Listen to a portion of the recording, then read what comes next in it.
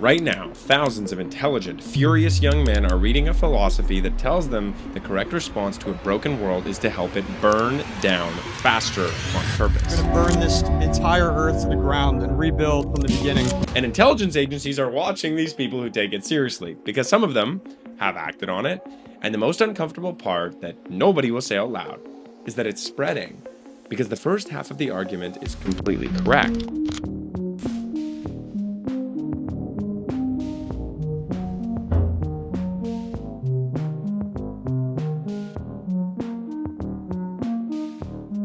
Cannot write these men off as evil or stupid for saying things plainly. I want to do two things in this video, and we have to be careful with both.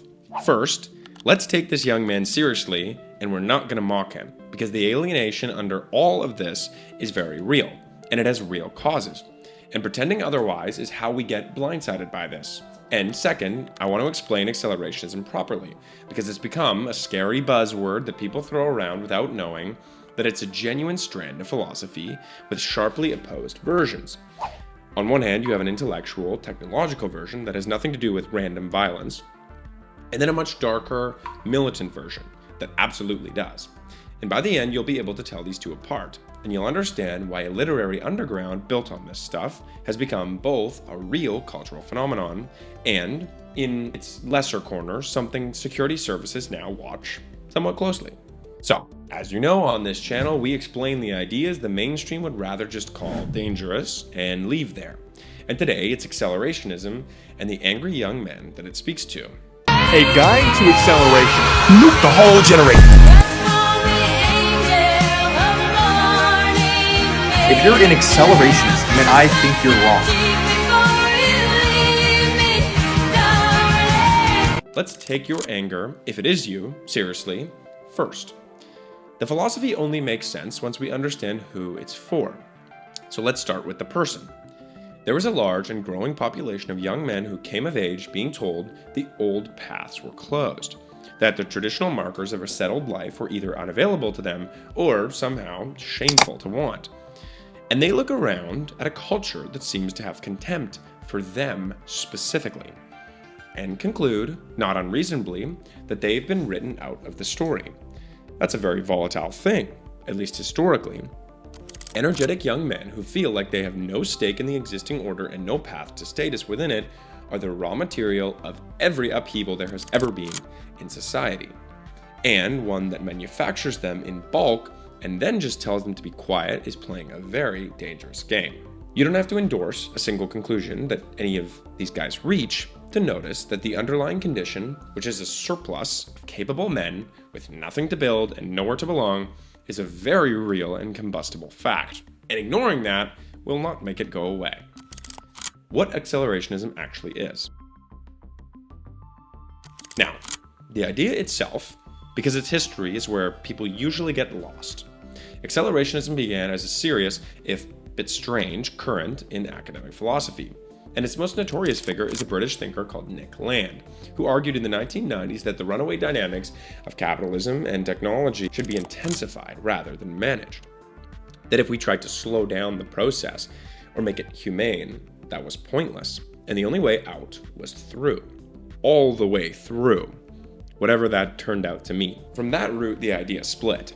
You had a left-wing accelerationism that wants to push technological development past capitalism into some post-scarcity future, while the right-wing and unconditional version associated with Nick Land himself is gloomier, more anti-democratic, and it shades into the whole neo-reactionary world of thinking about replacing democracy.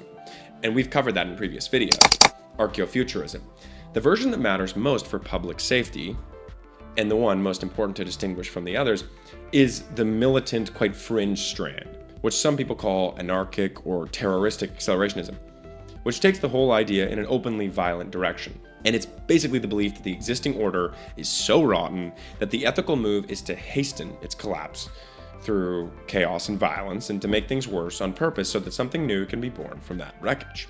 And that last version has largely left the room. It is the ideology behind some real attacks on infrastructure and maybe bloodshed, and honestly requires that we name that plainly rather than letting it hide inside the more respectable intellectual versions. The literary underground. What's new is that this sensibility found literature. A self-published, online, deliberately transgressive fiction has grown up over the last several years, passed down between mostly young men through group chats and social feeds entirely outside the normal publishing world. And its most discussed example is the work of an author named Mike Ma, whose short novels, just like these, became a kind of samizdat for this whole collapse-pilled mood.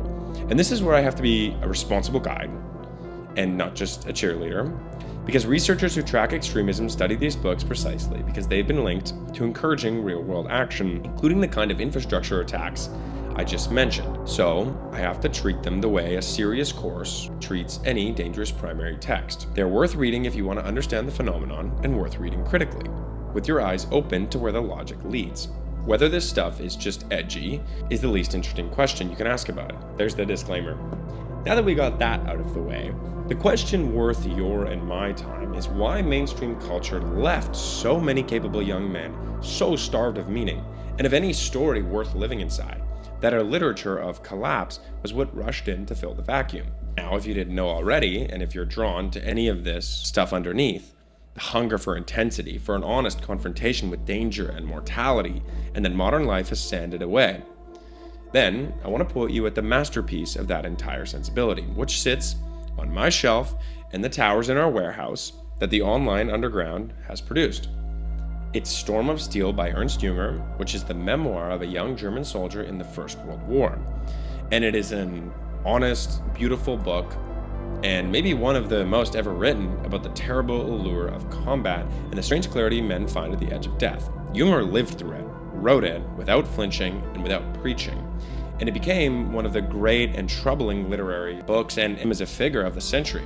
This is one book you can read on the bus, and if you want it in your hands, go to therightbooks.com, where we have a whole Ernst Jünger bundle, or just Storm of Steel with a much cooler cover than this one I have here.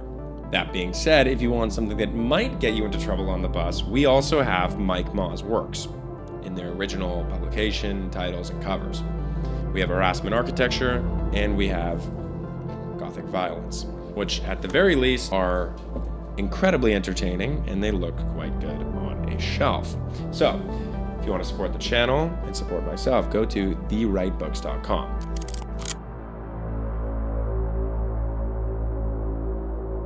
So, that brings us back to the angry young man from the opening. The tragedy of accelerationism in all its forms is that it takes a real diagnosis that a great deal of the modern world is very hollow, and that a generation of men have been left without a stake in this. And it attaches that accurate feeling to maybe a worse prescription. Stop building anything at all and simply help the collapse along, as though whatever crawled out of the rubble would be better than immeasurably worse. History has usually been unkind to that bet, because the people who suffer when an order collapses are the ordinary and the vulnerable, almost never the theorists who cheered it on. The harder and less exciting truth is that the alienation deserves to be taken seriously, while the prescription stays a dead end. That maybe the real work, the genuinely rebellious work in an age like this, is to build something solid in the middle of the ruins. Something worth defending, rather than to hurry the ruin along. If you want to hear this firsthand, go to therightbooks.com and just read Mike Ma's works. I will say, I liked it, and I thought it was very interesting and entertaining. He's an elusive figure who is in the middle of Costa Rica somewhere now, in the jungle. But there are many on the modern right wing and modern left wing who believe in both sides of this. We need to tear it down and accelerate it, or we need to build structures to fight against the current of decline. Regardless, I see merit and interesting structure in both, and it's probably best you just read it for yourself. So, last time, go to therightbooks.com and start reading rather than watching these videos. But keep watching the videos. Thank you.